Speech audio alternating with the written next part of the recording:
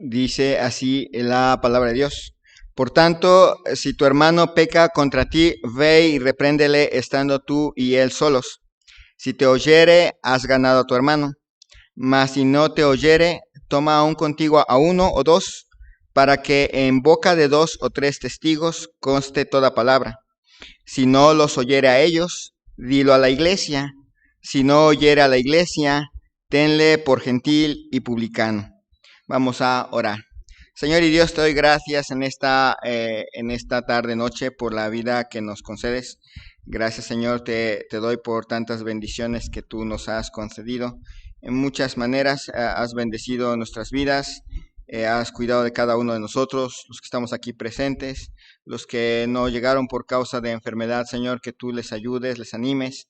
Aquellos que en estos momentos están trabajando, Señor, que tú les bendigas, les guardes, Señor, y podamos ver sus rostros pronto. Aquellos que están desanimados, Señor, que tú animes en sus corazones, que podamos, Señor, gozarnos como tu iglesia de crecer espiritualmente. Gracias, Señor, te doy por tantas bendiciones que has derramado en nuestras vidas y en el próximo tiempo de oración que tú, Señor, nos animes a compartir nuestras peticiones y estar pendiente de ellas en oración constantemente. Gracias, Señor, te doy por tantas cosas que has dado y te ruego esto en el nombre de Cristo Jesús. Amén. Muy bien, a veces pensamos hasta cierto punto podemos llegar a la idea de, esta serie que estamos viendo que implica la organización de la iglesia. Hemos visto pasajes que muestran que bíblicamente las iglesias así deberían de organizarse. Si en algún momento, por alguna razón, no nos hemos organizado de esta manera, no es por causa de que el pasaje esté mal interpretado o que la situación o que hayamos sido rebeldes. A veces simple y sencillamente el desarrollo de las iglesias se da y regresar a textos de la palabra de Dios y ver cómo son, nos ayuda a entender y a corregir errores que nos pueden llegar a lastimar hasta cierto punto. Por el otro lado, en el futuro, más adelante, vamos a ver un poco de historia de la iglesia, como parte de escuela dominical, no en poco tiempo, pero sí en algún momento, y vamos a notar que algunas formas de organización de las iglesias bautistas es reciente. Es decir, es algo que surge en el siglo XX, en alguna parte de la segunda mitad del siglo XX, pero antes de la segunda mitad del siglo XX, en la primera mitad y para atrás, las iglesias se organizaban de otra forma. En algún momento las iglesias empezaron a cambiar su forma de organización y empezaron a caminar en otra dirección. Entonces, retomar la dirección anterior es quizás lo mejor. Lo vimos también en las predicaciones. A veces estamos tan acostumbrados porque por décadas quizás hemos escuchado predicaciones temáticas y pensamos que esa es la forma tradicional de predicar. Pero cuando vemos la historia de la iglesia, del cristianismo y de las reformas y de los avivamientos, nos vamos a dar cuenta que las predicaciones temáticas son una moda moderna, no es la predicación tradicional de las épocas de la reforma luterana, la reforma calvinista, la reforma puritana y la reforma bautista. Como diríamos, no era lo tradicional. Lo moderno es la predicación temática, aunque ya nos acostumbramos. Nos pasa con el piano. Antes del siglo XIX, del siglo XIX para atrás, era órgano en las iglesias y los pianos eran mal vistos. Ahora tenemos piano. No quiere decir que vamos a poner órgano, pero ahora tenemos piano. A veces pensamos que lo moderno es lo tradicional, cuando en realidad es moderno. Entonces, estábamos viendo un poco de la organización bíblica de una iglesia y estuvimos viendo los 2 oficios que hay que bíblicamente están bien establecidos y bien claros en la Biblia, que es el oficio de obispo, pastor, anciano y el oficio de diáconos. Estuvimos viendo en cuanto al oficio de ancianos, obispos, pastores, que son los que se encargan básicamente del cuidado espiritual de las ovejas. Es básicamente ese su trabajo, cuidar espiritualmente de los de las ovejas. Luego estuvimos viendo en ese sentido, en cuanto a los ancianos, vimos la importancia de no tener solamente uno, aunque sí un pastor principal, pero vimos que bíblicamente las iglesias del Nuevo Testamento se organizaban con un grupo de ancianos auxiliares propiamente. No los hemos tenido aquí, tenemos algo parecido. Durante años tuvimos al hermano Milton, que era el pastor de jóvenes, y estaba un servidor como director de grupo de adolescentes, pero era lo más cercano a lo parecido. Antes creo que hubo un pastor, creo que se contaba al hermano Benito Hernández en esa idea. Pero formalmente la iglesia funciona mejor cuando tiene un cuerpo de ancianos, un pastor principal y un cuerpo de ancianos que ayuda al pastor principal a cuidar de sus ovejas. Y luego la semana pasada estábamos viendo a los diáconos y vimos que los diáconos son esa parte del cuerpo de la iglesia que se dedica a cuestiones prácticas como la administración, el mantenimiento y el cuidado de los miembros con necesidades físicas, no con necesidades espirituales. Los ancianos, el pastor y los ancianos se encargan de los cuidados espirituales de los miembros de la iglesia, y los diáconos se encargan de los cuidados físicos de las necesidades físicas de los miembros. Si un miembro de la iglesia se enferma, es el cuerpo de diáconos el que acude a ayudarle. Se solicita, si es en caso de una hermana, solicita a las hermanas ayudar para poder atender a una persona que está enferma, a una persona que se accidentó y que necesita ayuda en el arreglo de su casa, etcétera. Y en el caso de la iglesia es los que se encargan de las cuestiones administrativas, el mantenimiento y el cuidado y el mantenimiento de la iglesia. Así está dividido bíblicamente el cuerpo de diáconos. Obviamente con el paso del tiempo, con el paso de los años, por ejemplo en nuestra iglesia se llegaron a revolver ambos consejos, de tal manera que los diáconos hacían cosas de los ancianos y se esperaba que el pastor hiciera cosas de los diáconos, y se revolvían las cosas, lo cual hace un poco difícil todavía hoy en día separar ambos cargos, pero bíblicamente así se mantiene.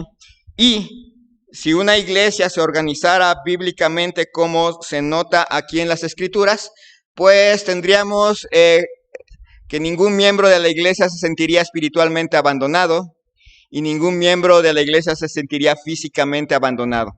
Habría enseñanza bíblica bastante nutrida para la congregación y al mismo tiempo habría actividades para realizar donde todos los miembros quepan, todos los miembros ayudan.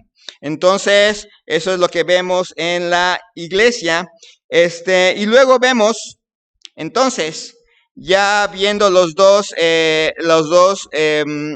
oficios establecidos en la iglesia, ¿qué hay de la forma de gobierno de la iglesia? ¿Quiénes deben tener la última palabra en asuntos de la iglesia? Según la Biblia, ¿quién tiene la última palabra en los asuntos de la iglesia?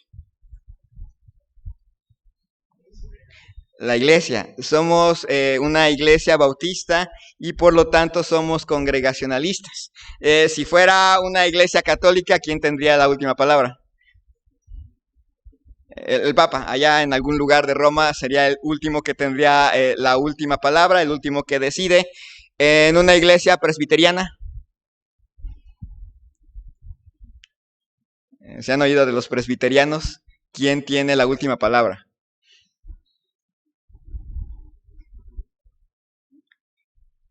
El cuerpo de ancianos, es decir, el presbiterio, que en una iglesia bautista sería el cuerpo de ancianos, obviamente, pero sería el presbiterio el que tendría la última palabra. En una iglesia anglicana el rey tendría la última palabra, el rey de Inglaterra, y nosotros pertenecemos a una gran gama de iglesias que son congregacionalistas, y los bautistas también. Nada más que a lo largo de la historia, y especialmente en América Latina, el congregacionalismo se ha cambiado por una especie de presbiterianismo modificado. No estamos acostumbrados a la democracia, no estamos acostumbrados a participar. Las iglesias bautistas están llenas de personas que vienen de iglesias católicas donde no están acostumbrados a venir a juntas, a participar, a dar su opinión, a registrarse como miembros de una iglesia. Entonces, al no estar acostumbrados, lo que se hace es que el cuerpo de ancianos o, en el caso de nosotros, la mesa directiva, la mesa directiva toma la decisión, la propone y ustedes votan a favor o en contra. Pero bíblicamente no es así.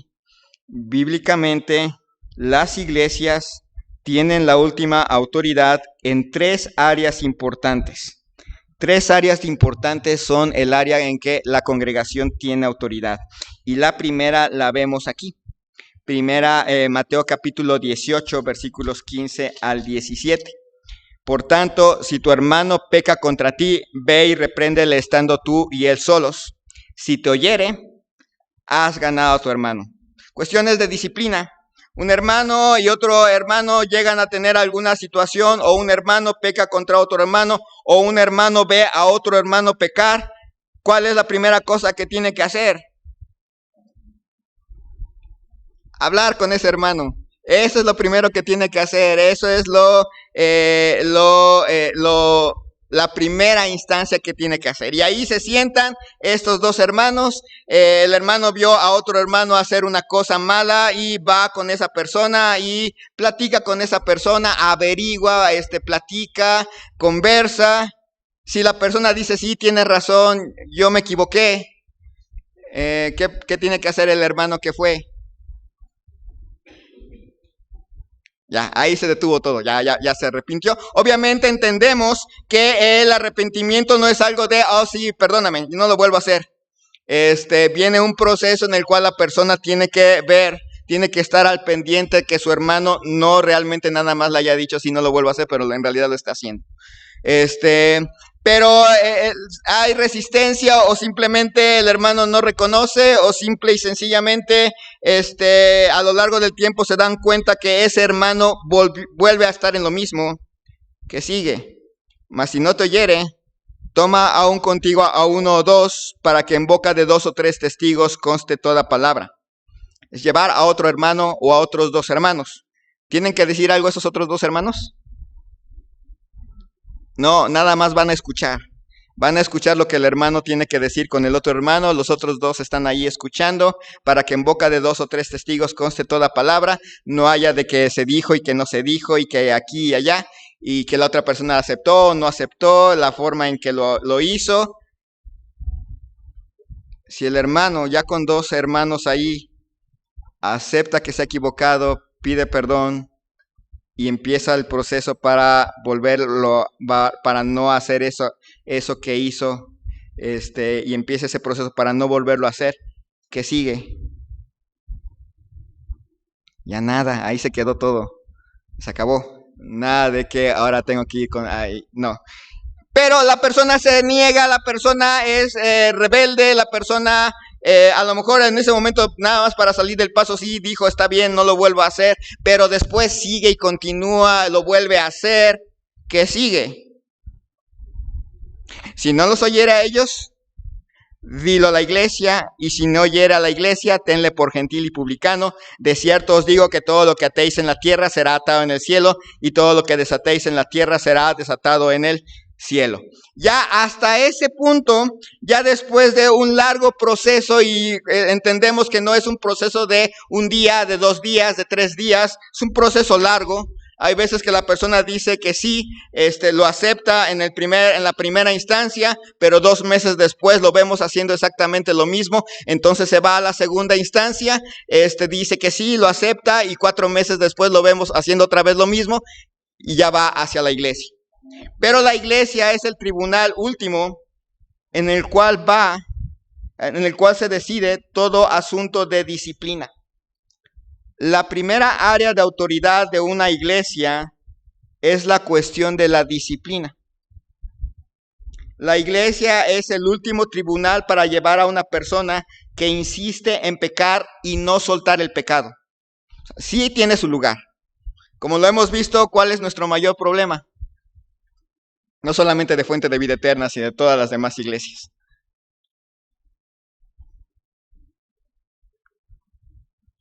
¿Cuál ha sido nuestro mayor problema? Que nos saltamos. Que una persona entra en problema con otra y se van hasta el tribunal de la iglesia sin pasar por todos los procesos, o se desespera en la primera parte o en la segunda parte, no obtiene lo que quiere, etc. La carnalidad resulta ser un problema. Resulta un problema, pero eso no significa que el modelo que Cristo está estableciendo para la iglesia no funcione. Significa que nosotros somos los que no funcionamos. A veces nos cuesta trabajo llevar ciertas cosas hasta la última instancia, y hay que reconocer, no solamente la fornicación o el adulterio son cosas que se llevan hasta este tribunal. También los chismes, también las estafas, el pedir prestado y no devolver, ese tipo de cosas también deben de llegar hasta, si no se resuelven, hasta el máximo tribunal de la iglesia. No nos gusta en cierta manera porque hasta cierto punto eso significa que cualquiera de nosotros pudiera ser llevado hasta la última instancia de la iglesia, pero es necesario. Entonces, 3 áreas importantes. La iglesia tiene autoridad en 3 áreas importantes. ¿Cuál es la primera? La disciplina. La disciplina es la primera área de autoridad de una iglesia. Segunda área de autoridad, 1 Corintios capítulo 5, versículo 4. 2 Corintios capítulo 5, versículo 4.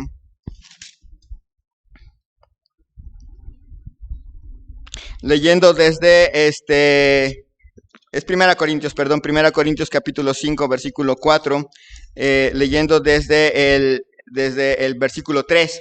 Ciertamente yo, como ausente en cuerpo, pero presente en espíritu, ya como presente ha juzgado al que tal cosa ha hecho. En el nombre de nuestro Señor Jesucristo, reuníos vosotros y mi espíritu con el poder de nuestro Señor Jesucristo. El tal sea entregado a Satanás para destrucción de la carne, a fin de que el espíritu sea salvo en el día del Señor Jesús. Tenemos aquí en esta escena a una persona que se niega a arrepentirse. Se niega a arrepentirse, no quiere, diríamos, arrepentirse, y se lleva al tribunal de la iglesia. La iglesia tiene la autoridad en cuanto a su membresía. Tiene la responsabilidad de retirar la membresía a alguien que se niega a aceptar la disciplina. Vamos a ver más adelante, esto implica otras cosas. Pero una iglesia tiene la autoridad de decir, esta persona se niega a aceptar lo que bíblicamente debe de aceptar, y nuestro deber es decirle, ya no tienes la membresía en nuestra iglesia. ¿Quiere decir que se le expulsa y que ya no se le permite entrar, etcétera? No quiere decir necesariamente eso, pero pierde ciertos derechos.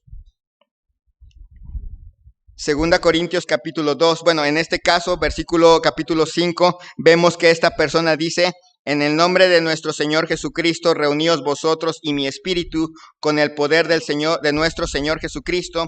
El tal se ha entregado ¿a quién? A Satanás para destrucción de ¿qué cosa?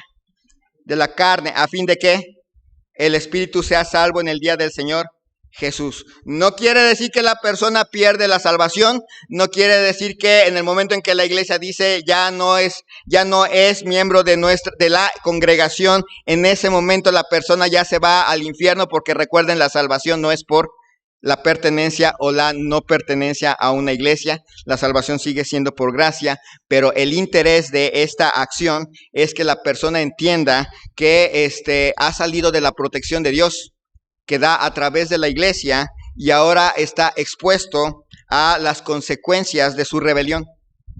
En el resto del pasaje la idea es que esa persona es un hermano. No estamos hablando de juzgar a gente que no es cristiana. Primero se asegura uno que la persona haya conocido realmente el evangelio. Estamos hablando de hermanos que continúan y viven en el pecado, y la iglesia tiene que suspender su membresía en la congregación. Entonces, eso es un área de autoridad. 2 Corintios capítulo 2, versículos 6 al 8. 2 Corintios capítulo 2, versículos 6 al 8. Aquí vemos la inversa. Dice versículo 5, pero si alguno me ha causado tristeza, no me la ha causado solo a mí, sino en cierto modo, por no exagerar, a todos vosotros. Le basta a tal persona esta reprensión hecha por muchos. Así que, al contrario, vosotros más bien debéis perdonarle y consolarle para que no sea consumido de demasiada tristeza. Por lo cual, os ruego que confirméis el amor para con él, porque también para este fin os escribí, para tener la prueba de si vosotros sois obedientes en todo. Y al que vosotros perdonáis, yo también, porque también yo lo que he perdonado, si algo he perdonado, por vosotros lo he hecho en presencia de Cristo, para que Satanás no gane ventaja alguna sobre nosotros, pues no ignoramos sus maquinaciones. Ya notaron que este es el camino inverso. Así como la iglesia tiene la autoridad para decir a una persona que insiste en pecar, ya no perteneces a la membresía de nuestra iglesia, también tiene la autoridad para alguien que ha pecado y se ha arrepentido, readmitirlo a la membresía.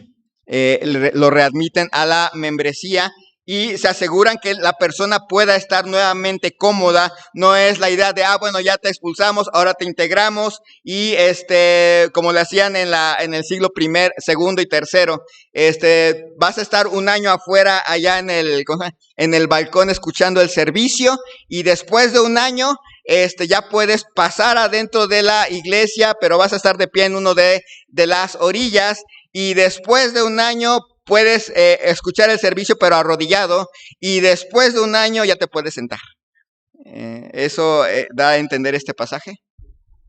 No, este pasaje no da a entender eso. Este pasaje da a entender que una persona que ha sido castigada por la iglesia y se ha arrepentido, sea readmitida y sea cuidada, sea consolada, se confirme el amor para con él, para que Satanás no gane ventaja alguna sobre nosotros, pues no ignoramos sus maquinaciones. Así como tener a una persona que insiste en rebelarse y no hacerle nada produce un daño serio a la iglesia, tener a una persona que se ha arrepentido y no readmitirla a la iglesia y acogerla también produce un daño enorme a la iglesia. Los extremos son peligrosos. Así que primera área de autoridad de una iglesia es el último tribunal para llevar a una persona a disciplina. Segundo, es el área de membresía. La iglesia tiene la autoridad para decir quién pertenece a la iglesia local, quién no pertenece a la iglesia local. Recuerden que en la estructura del Nuevo Testamento, la iglesia local sí es importante. Y tercero, en la tercera área de autoridad de una iglesia, de toda la congregación aquí presente, está en Gálatas capítulo 1, versículo 8.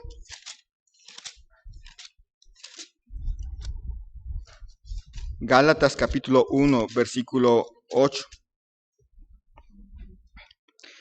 Mas si aún nosotros o un ángel del cielo os anunciare otro evangelio diferente del que os hemos anunciado, sea anatema. Dice 2 Timoteo capítulo 4, versículos 3 y 4.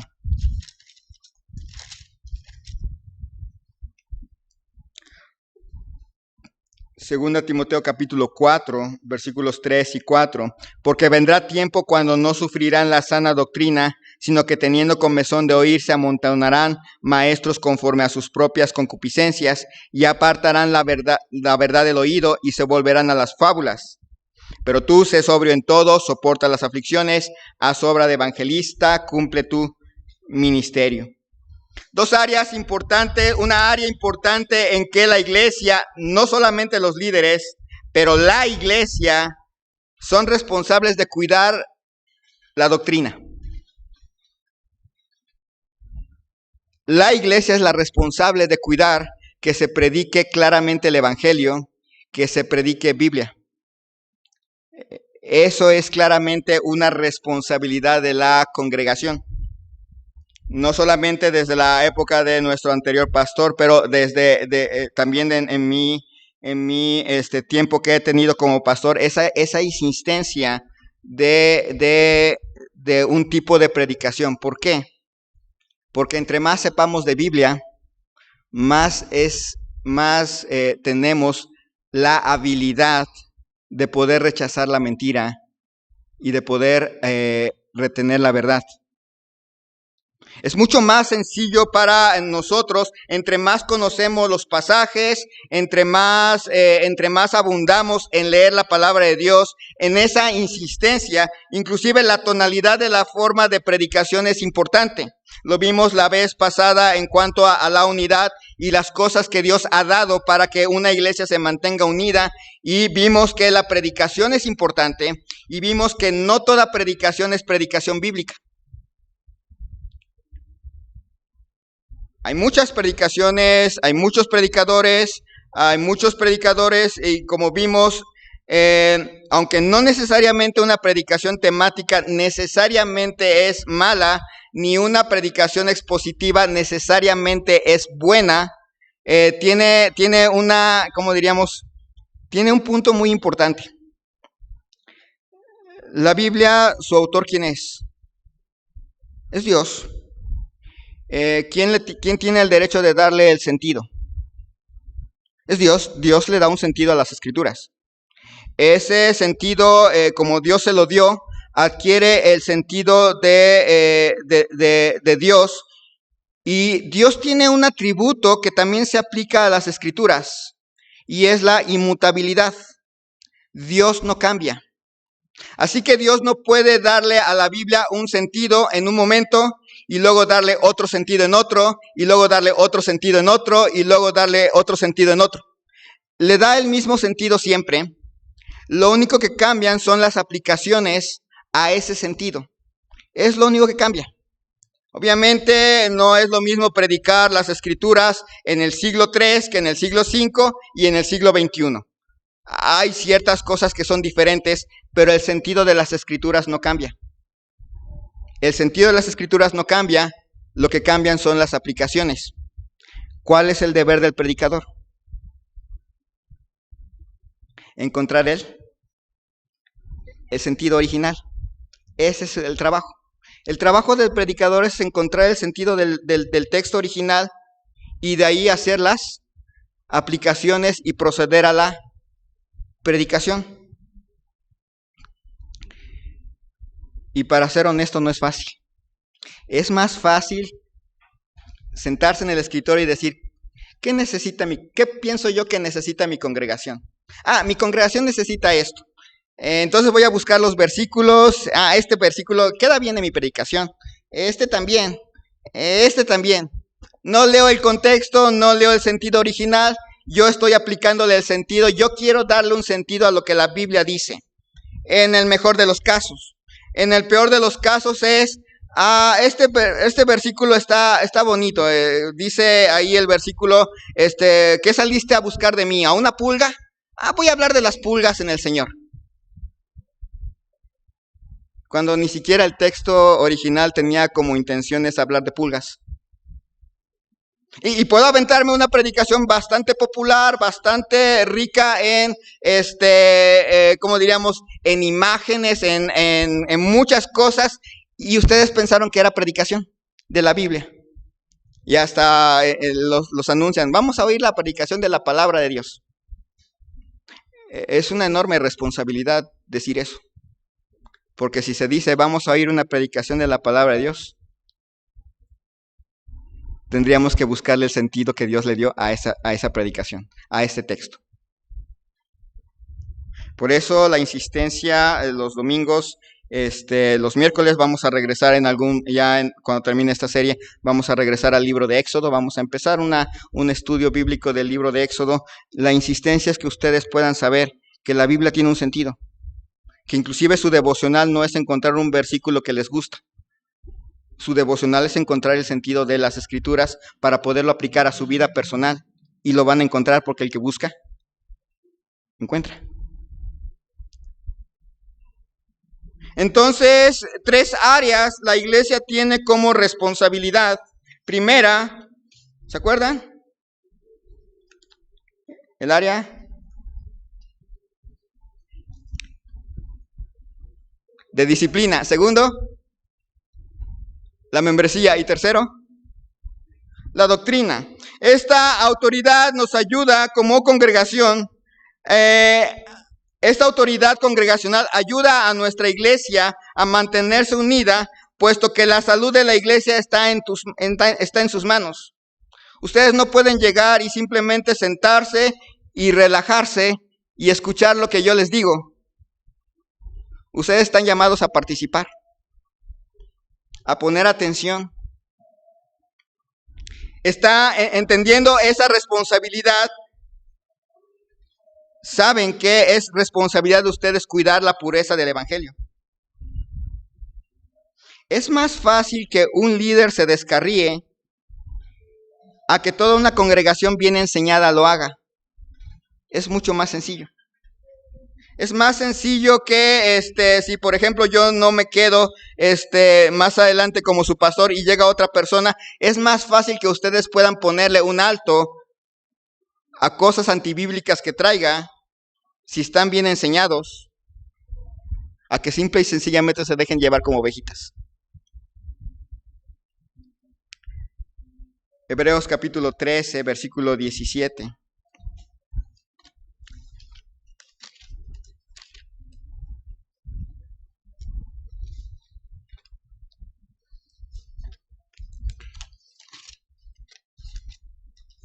Hebreos capítulo 13, versículo 17.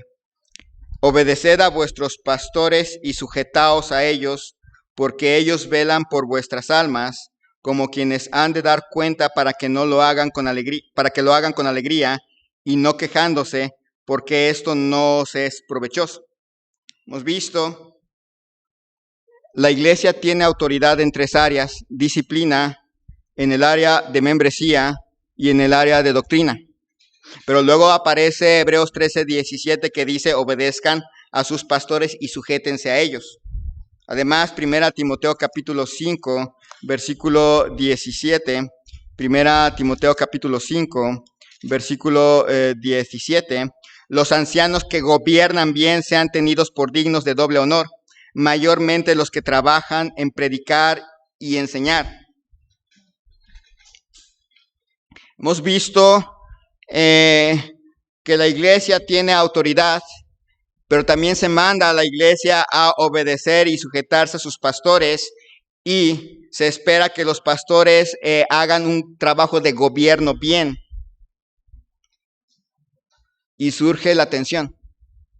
Conocemos iglesias donde el pastor manda y tiene la última palabra. No piensen que lo hace de mala fe. O sea, no pensemos ese pastor es un autoritario porque quiere poder.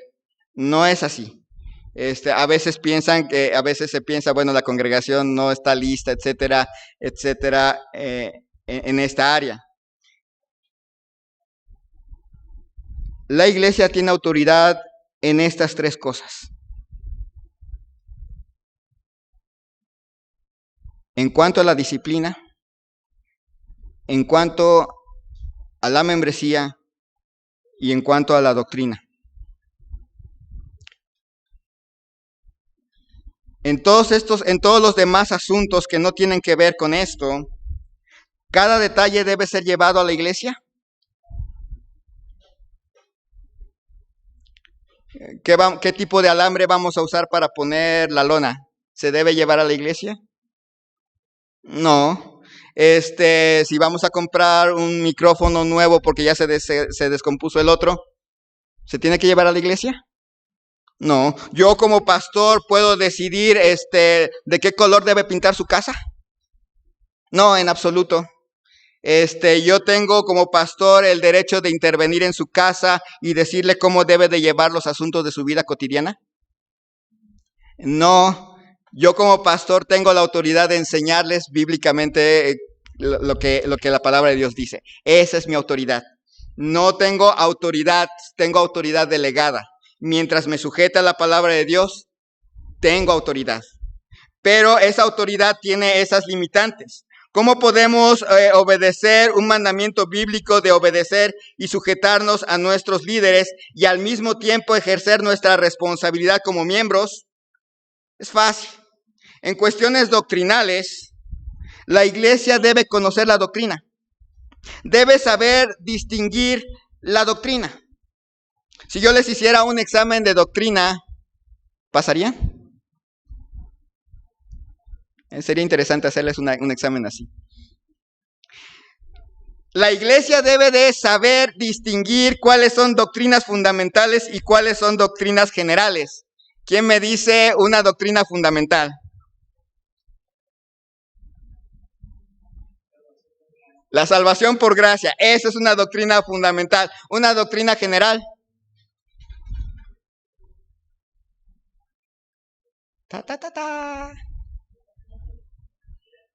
¿Mandé? ¿El cielo? La doctrina de los ángeles y cómo, cuántos ángeles caben en una aguja. Sí, los teólogos se pelean por eso. Son doctrina, una cosa es una doctrina fundamental, aquella doctrina que si no se cree se va al infierno, y una doctrina general es aquella doctrina que si por alguna razón no nos las enseñan o no nos las enseñan bien, no nos pasa nada. Pero está en la Biblia y en el momento en que la sepamos la tenemos que adoptar. La iglesia debe de saber distinguir entre doctrinas, principios y opiniones. ¿Dónde está la doctrina? En la Biblia, cosas que la Biblia dice así es y se acabó. El hombre le es deshonroso dejarse crecer el cabello.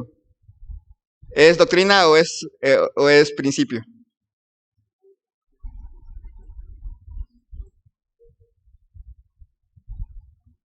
No, es doctrina, está allí. Está prohibido para los hombres dejarse el cabello largo. Está allí en las escrituras, no es principio.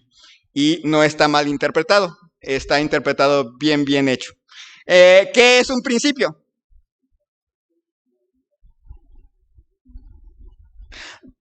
No les voy a decir. Pero la iglesia tiene que saber distinguir entre una doctrina y un principio, porque si no saben distinguir entre una doctrina y un principio, luego por eso vienen los pleitos, y luego por eso vienen, es que el hermano está enseñando cosas del demonio. No, o sea, simple y sencillamente estamos corrigiendo y estamos alineando las cosas en su lugar. ¿Qué es un principio? Una doctrina es algo que está en la Biblia y que no hay vuelta de hoja. Está allí y ahí no hay discusión. Y hay doctrina fundamental y hay doctrina general, pero al final de cuentas es doctrina porque está en la Biblia. Y un principio es qué hacemos con ciertos pasajes de la Biblia que podemos aplicarlo para infinidad de cosas, aunque no esté hablando de eso. Simple y sencillamente, por ejemplo, ¿qué tan largo debe ser el cabello en los hombres? No dice la Biblia, lo único que la Biblia dice es que le es deshonroso al hombre dejarse crecer el cabello y punto. Y ahí no hay vuelta de hoja. ¿Qué tan largo? No dice, pero alguno dirá, la Biblia dice que somos soldados de Jesucristo. Y de eso dice la Biblia, somos soldados de Jesucristo. Y por eso tenemos que interpretar, eso se aplica al cabello. Tenemos los hombres que pelarnos como soldaditos, porque somos soldados de Cristo. Hicimos, está ahí el texto no habla de que, no habla del cabello, habla de otra cosa, pero lo aplican a algunas iglesias para decir que los hombres nos tenemos que vestir, que pelar como soldaditos. Otro dice, no, pero es que la Biblia dice que somos nuevas criaturas. Y como nuevas criaturas somos bebés. Entonces los hombres, ¿qué tan largo debe ser nuestro cabello? Como el de un bebé. Y ahí tienes a todos con cabello de bebé. Y hasta usamos gris y esas cosas. Menen es el champú de bebés. ¿Pero ese texto habla del cabello? No, no habla del cabello. Entonces, si una persona dice yo quiero pelarme como soldado, está bien. Si una persona dice yo quiero el cabello de bebé, está bien. Si otro dice no améis al mundo, entonces quiere decir que simplemente cualquier corte moderno está fuera de combate porque no améis al mundo ni las cosas que están en el mundo, etcétera. Aunque ese versículo no habla necesariamente del cabello, y no habla de cosas, habla prácticamente de cosas del alma, pero alguien lo puede aplicar ahí. Esos son principios. La iglesia debe saber cuándo estamos hablando de doctrinas y cuándo estamos hablando de principios. Lo debe de saber. Muchos de los pleitos en las iglesias es cuando agarran un principio y lo elevan al nivel de doctrina. Eso es muy peligroso, aunque no es tan malo. La tercera cosa que tienen que saber distinguir son opiniones. Ya con esto acabo porque ya me pasé del tiempo. Son opiniones. Yo opino que no está en la Biblia, no está ni como principio ni como doctrina, pero yo opino. Yo opino que así debe de ser. Me acuerdo del hermano que llegó a predicar aquí y que llegó a decir que si usted se pone la raya en medio, el varón, o en lugar de ponerla de este lado, la pone de este lado, usted es un pecador que debe de reconsiderar su salvación. No sé de dónde sacó. Me acuerdo también escuché otra predicación, usar tines es pecado. Son opiniones. Lo más horrible es cuando una opinión se convierte en doctrina y la iglesia lo convierte en doctrina y de repente ya tenemos opiniones que no están ni siquiera en la Biblia, y la iglesia tiene que aprender a distinguir estas tres cosas, porque ustedes son responsables de cuidar la doctrina de la iglesia. Tienen que aprender a distinguir entre doctrina, principios y opiniones, y de la doctrina tienen que aprender a distinguir entre doctrina fundamental y doctrina general, en donde no hay ningún tipo de discusión y no hay manera y no debe de haber nunca ni el más mínimo cambio, en la doctrina fundamental. Ahí no hay cambio. Ahí no hay de que vamos a cambiar ahora, ya no queremos la salvación por gracia, vamos a agregarle. Ahí no hay vuelta de hoja. En la doctrina general a veces nos vamos aprendiendo algunas cosas. Por ejemplo, esto de la organización de la iglesia, ¿qué es? ¿Doctrina fundamental o doctrina general? Es doctrina general. Si nos organizamos de una manera o nos organizamos de otra, no pasa nada. Lo hemos visto aquí. Esto es doctrina general. Es doctrina propiamente que no es fundamental para la salvación, pero sí es buena para su ejecución, simple y sencillamente. Pero algunos no sabíamos cuáles eran las labores de los diáconos y no por eso se iban a ir al infierno. ¿O sí? No pasaba nada. Ahora que ya sabemos sus funciones, seríamos rebeldes si no lo hacemos. Entonces, en cuestiones doctrinales, así debe ser. En ciertas áreas, los ancianos y los diáconos van a presentar propuestas que habrán sido bien estudiadas y que la congregación va a necesitar confiar en el cuerpo de líderes, aunque siempre es importante expresar sus dudas. Hay cuestiones que, especialmente ahora, yo sí les puedo asegurar, las cuestiones que les presentamos ahora están bien discutidas. Antes, con menos diáconos, era más fácil inclinarse de un lado a otro. Ahora, con más diáconos, es más difícil. Y les presentamos temas bien discutidos. Y, por ejemplo, el próximo domingo que voy a presentar algunas cosas de la iglesia, al principio de la formación del cuerpo de diáconos que ustedes eligieron, llegamos al acuerdo de que el pastor, cuando no se obtiene unanimidad, el pastor está obligado a presentarles a ustedes los puntos en contra, sin mencionar el diácono que los propuso. Estoy obligado a decirles, miren hermanos, eso es lo que deberíamos de decidir, pero estos son los puntos en contra que tienen que considerar. O sea, tienen que considerar esto antes de poder decidir esta parte. Porque si yo nada más les presento la parte que deben de decidir, ya no les presenté todo lo que deben de ustedes considerar. Y eso es lo que tengo que hacer. Entonces, eso es una cosa importante. ¿Cómo podemos nosotros como miembros contribuir en este proceso de las tomas de decisiones de la iglesia? Primero, consideren su responsabilidad seriamente. Son responsables de aprender doctrina. Son responsables de aclarar las dudas doctrinales. Si en algún momento piensan que a lo mejor estoy predicando algo que les cuesta trabajo entender, pueden acercarse a mí y preguntar. Aprender doctrina es importante. Para eso está escuela dominical. Tenemos escuela dominical, no llegan a escuela dominical, y ahí estábamos viendo las partes esenciales del evangelio y por qué son así. Segundo, consideren seriamente el privilegio y la responsabilidad de su membresía. Para los que están aquí, que no son miembros y que tienen 18 años, considérenlo seriamente. No es nada más simple y sencillamente algo que pueden dejar pasar.